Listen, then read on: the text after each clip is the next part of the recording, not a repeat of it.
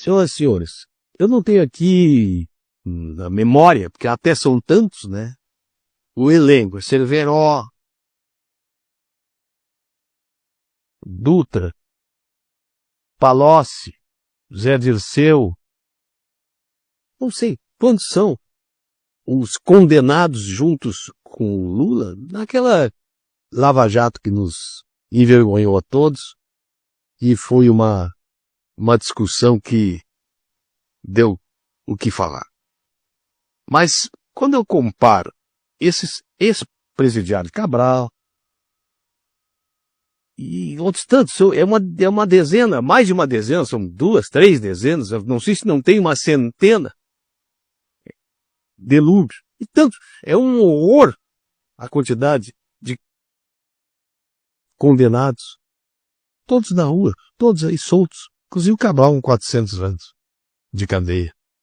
Tá lá, um apartamento de cobertura Copacabana, no Rio de Janeiro, desfrutando dos benesses, de todas aquelas condições de liberdade plena. E parece que vai concorrer deputado federal. Vejam a comparação. De outro lado agora, recolheram Paulo Sérgio Nogueira, Braga Neto e Augusto Heleno. 3 generais 4 estrelas. 3 homens que não tiveram qualquer processo, mesmo disciplinar, lá, ao tempo em que estavam no exército, cumprindo a carreira determinada pelo próprio sistema. Nada. Homens com honestidade e integridade de caráter, personalidades intocáveis, estão presos, foram presos agora. Vão cumprir pena. Provavelmente para estes não haverá progressão no regime, visita íntima, saída temporária, porque eles podem sair, podem fugar, podem fugir. Como foi entendido que o Bolsonaro seria usado, aquele instrumental todo que se criou para fazer orações, aquilo ali era motivação para proporcionar a fuga do Bolsonaro. Sujeito com 70 anos, debilitado e já até com paranoia, tanto que disse que estava num processo de surto quando violou ali a tornozeleira eletrônica. Mas o curioso é que ele não violou da forma como se presume que pudesse violar, bastava cortar aquela alça que ele teria tirado da tornozeleira. Mas ele tentou verificar se dentro dela havia um processo de escuta, porque ele acreditava que estava sendo monitorado, escutado, com interesses desse tribunal de exceção que aí está instalado no país. Vejam, senhoras e senhores, que absurdo que nós estamos vivendo hoje. Comparem os dois. Quem são esses generais? E tem mais do mesmo nível deles também presos agora, junto com eles.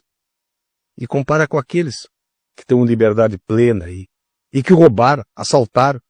Esses dias eu estava vendo na televisão, não me lembro quem era a jornalista que numerou lá os processos que cada um destes ministros do Lula, do Alibaba, os seus 40 ladrões, desses 39, o que tinha menos processos sobre seus ombros, parece que eram 17 processos. Tinha com 50, com 60, com 70, com 80. Dino, esse Flávio Dino, tinha 200 e alguns processos. E é ministro do Supremo Tribunal Federal. Isso é vergonhoso num país sério. Por isso essas preocupações de Donald Trump, de que nós estamos nos encaminhando para uma Venezuela mesmo, uma Nicarágua mesmo, uma Cuba mesmo. Porque eles aparelharam agora o Supremo Tribunal Federal, e o Supremo Tribunal Federal, como eu disse numa live anterior, ele está se arvorando no direito de dizer antes o que pensa sobre o processo que pode ser levado ao seu julgamento. E lá nós temos um presidente, lá em cima, no topo, que está como um maestro orquestrando tudo isso. Mas vou fazer uma leitura para verificar quem é esse cidadão. Quem é Luiz Inácio? E olha a dimensão dele. Lá na COP30, quando ele revela a sua verdadeira personalidade e, mais do que isso, o seu caráter de homem pequeno, baixo e vergonhosamente beligerante. Pessoa de índole muito má. Vamos ao que eu vou ler agora. O abismo da ignorância e a banalização do horror. A acusação de que o chanceler alemão seria um filhote de Hitler é um ato de charlatanismo político que beira o delírio. A história ignorada pelo irresponsável Paes registra o avô do chanceler, de origem judaica, foi executado no campo de extermínio de Treblinka. Ao traçar essa obscena e leviana comparação, o prefeito-mor do Rio de Janeiro não agrediu apenas a figura de um líder de Estado, mas demonstrou um desprezo chocante pela memória de Shoah e insultou toda a comunidade judaica com sua desídia moral. O desconforto da verdade. Do chucrute à poliglota. Esse é o título. E diz assim essa parte. A indignação do chanceler que o levou a declarar alívio por ir embora do Brasil não se deveu apenas à deplorável condição de acomodação e estrutura da COP30. O estopim foi um episódio de arrogância e má-fé flagrante. Durante um diálogo com o presidente da Colômbia, o presidente Lula proferiu em português a chacota desprezível. Este é um nazista comedor de chucrute, ariguinha do Trump. A sorte para o chanceler e o revés para o dueto de monolíngues que governa o Brasil, personificado por Lula e seu remedial imitador carioca, Eduardo Paes, é que o líder alemão é um poliglota fluente em 8 idiomas, incluindo o português. Diferente dos parcos dotes comunicativos dos líderes brasileiros, ele compreendeu cada sílaba da ofensa, somando-a aos comentários jocosos e rasteiros sobre a Alemanha feitos pela assessoria da primeira-dama no jantar. A saída apressada não foi um capricho, mas a resposta a um ambiente político tóxico, incivilizado e grosseiro. Este é o nosso presidente. De vocês, ou de alguns de vocês, porque o meu não é. O mesmo que lá, como disse antes, em Pelotas, disse essa cidade aqui é exportadora de viado.